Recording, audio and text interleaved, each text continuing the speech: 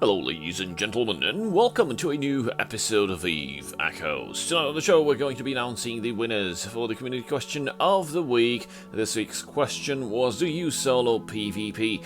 And we're also going to take a look at the most recent developers Q&A, which was posted on Twitter. And after that we're going to take a dive directly into the Typhoon and see how that ship behaves. Is it any better than the previous ones? I'm most curious if it's any better than the Armageddon. I fairly doubt it. Definitely going to be better than the Raven and the Megathron, that's for certain. But we'll get there when we get there.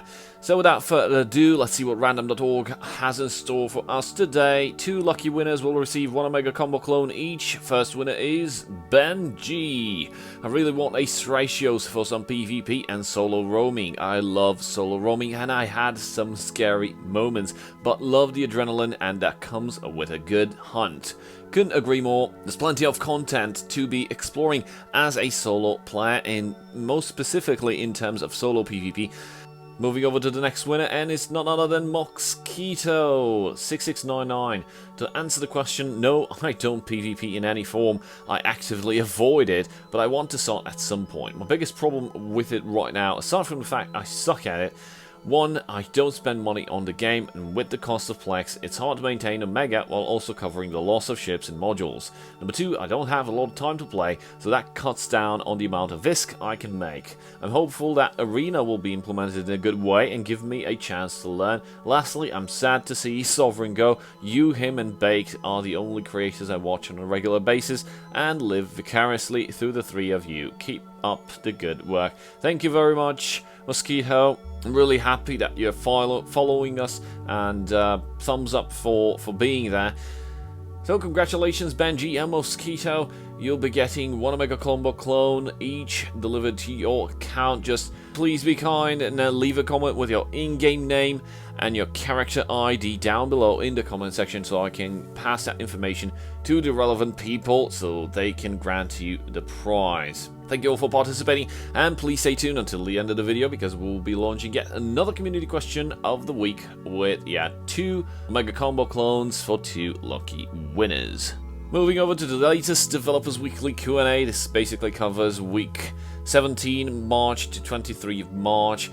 Comparing ships is difficult. Could you allow 2 ships information windows to be opened side by side so that they can be compared? We will consider adding a module ship comparing feature, but due to the complexity of this, we will need time to design and implement this.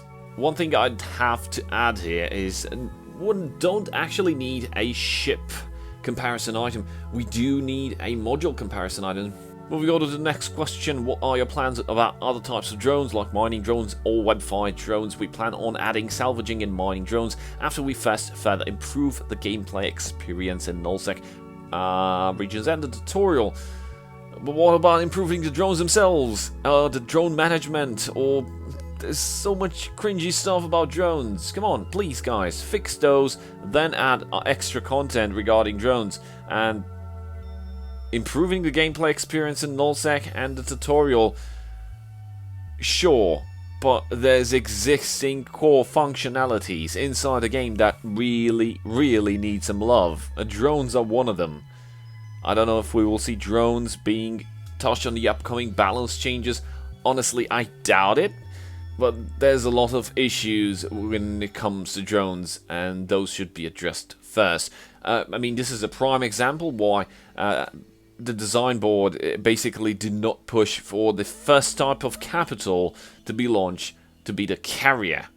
Well, they opted in for the freighters, and then it will be a direct shot to the dreadnoughts, which are basically siege ships. But in terms of carriers are one of the most versatile capital ships. They can provide support, they can even provide DPS, and they can provide logistics. Now, they won't be added because, well, honestly, if they would be introduced right now with the current drone mechanics that we have, oh good dear lord, it's going to be one hell of an experience. On the downside, that is. When we go to the last 2 questions, Please add in the settings the ability to select the priority of the target for the attack after the auto-lock button. It is now automatically the largest ship. This is not always convenient. We will consider this function, though we will focus on our current development roadmap first. I haven't seen this specific mechanic, however, the observed mechanic that I have encountered is the auto attack. Basically selects as the next priority target the closest enemy. I know maybe this only applies to drone boats, but honestly, it always picks the nearest ship. When will we have exploration? Any details about it? We will have exploration in May. You'll be able to participate in this through a simplified, compared to Evil Line, scanning mechanic and access Nihilus Space, where players can obtain special materials. More details to be shared later. Nihilus Space, well, first of all, it was Abyssal Dead Space. Then it was put as Annihilation Dead Space or Annihilation Space, and now it's Nihilus Space. Well, it's good that they found a unique name which does not tie to any content that is being tied over with the Triglavians in EVE Online.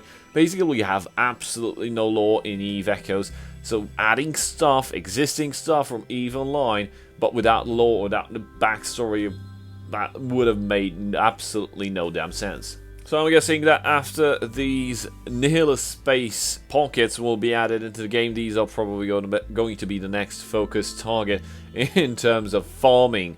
If they're going to be more profitable than the encounters or the storylines, people will just abandon those and just move to this. But we don't know. I guess we'll see in May. I'm very anxious to see how this feature will be implemented and how the scanning will be done. Basically, in EVE Online, positioning the scanner probes was something of a delight, and also the adrenaline of hacking into something while keeping an eye on local, trying to not get blobbed or murdered by a fellow quote-unquote exploration dude that just happened to be there and, well, decided to blow you up and steal your shit.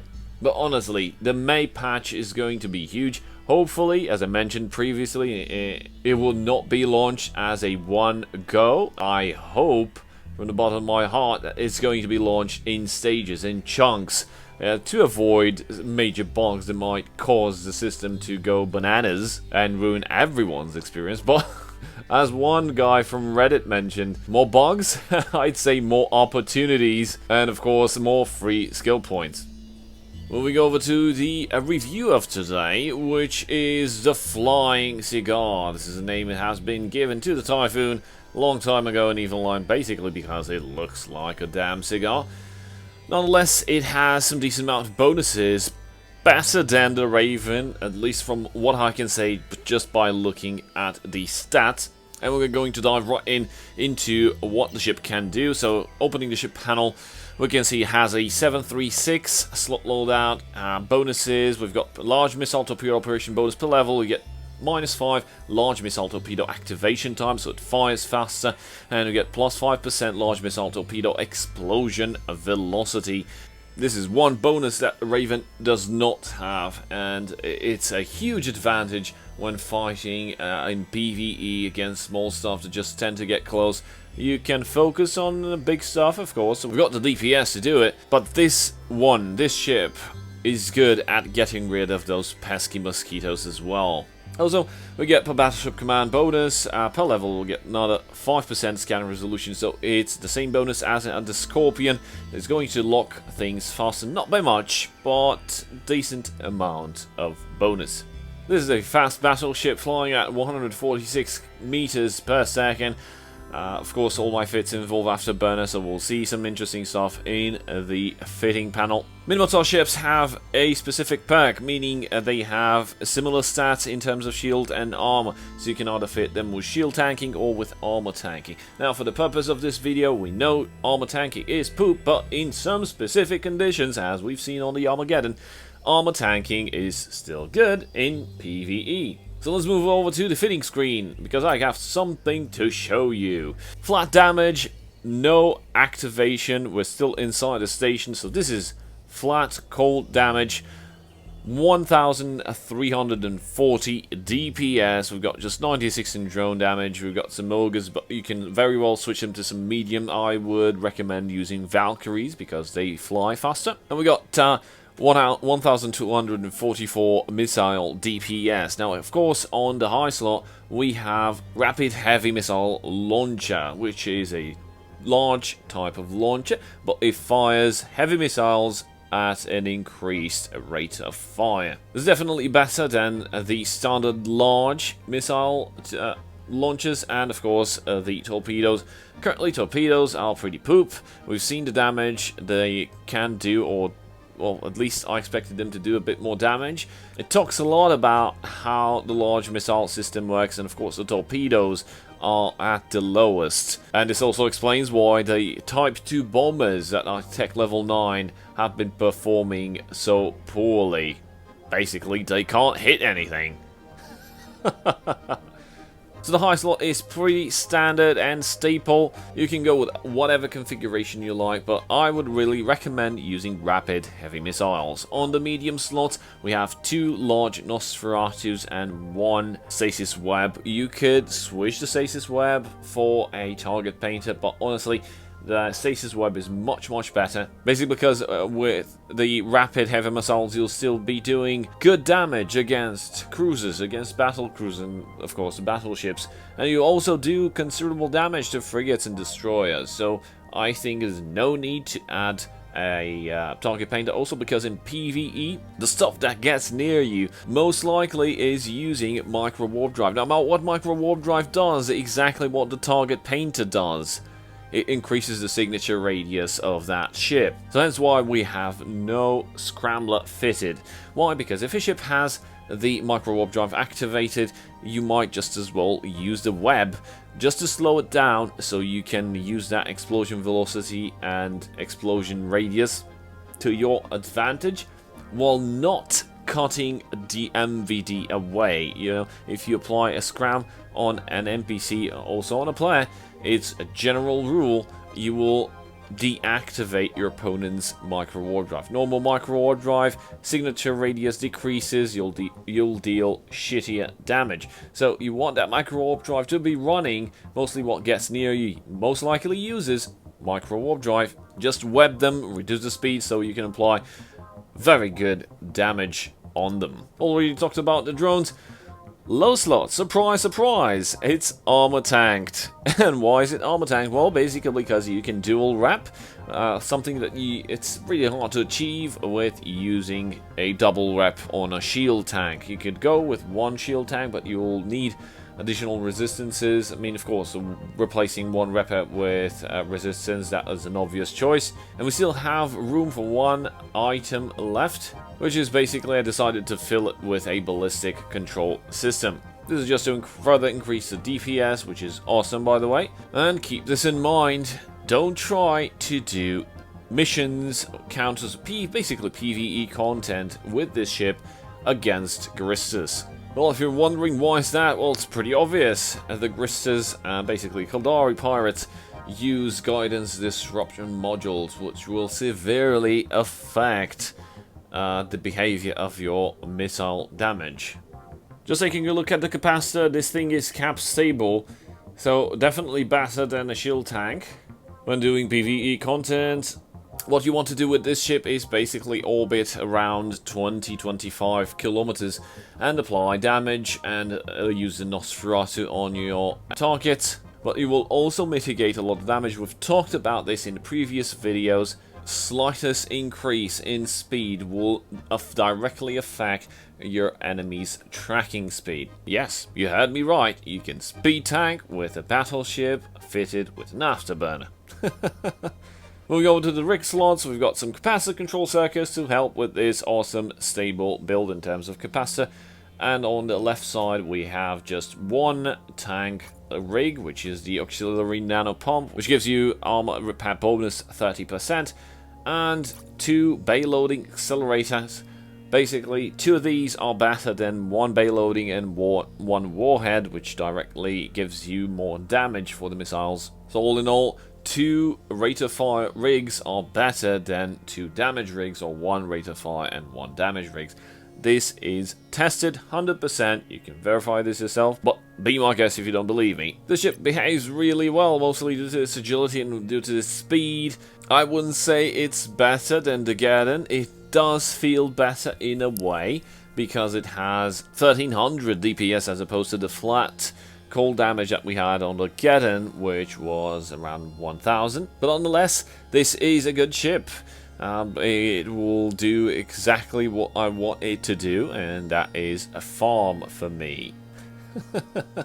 Honestly, after reviewing the ship and taking a look at its stats and fittings and all that, I would definitely put this ship between the Armageddon and the Raven. Dominic's is still the best PvE battleship that you can get, but setting aside the Dominic's, I think that the Armageddon is still top-notch. Why is it better than the Typhoon? Well, basically because it has utility. I didn't have time to, I don't know, to research a PvP fit, but definitely the Geddon is better in terms of PvP than the Typhoon. And we've reached that point in the video where we announce the next community question of the week. And yet again, we'll be having 2 Mega Combo clones ready to be given out to 2 randomly picked winners. So, the next community question of the week is, what will you do with scanning? Will you explore for loot? Or will you explore other people? All puns intended. I don't know, maybe you would like to do both? I have no idea, but please make sure to drop a comment with your answer in the comment section to participate in the giveaway. That's it for today. I hope you guys learned something. Thank you guys for watching, and I'll see you guys next time. Cheers.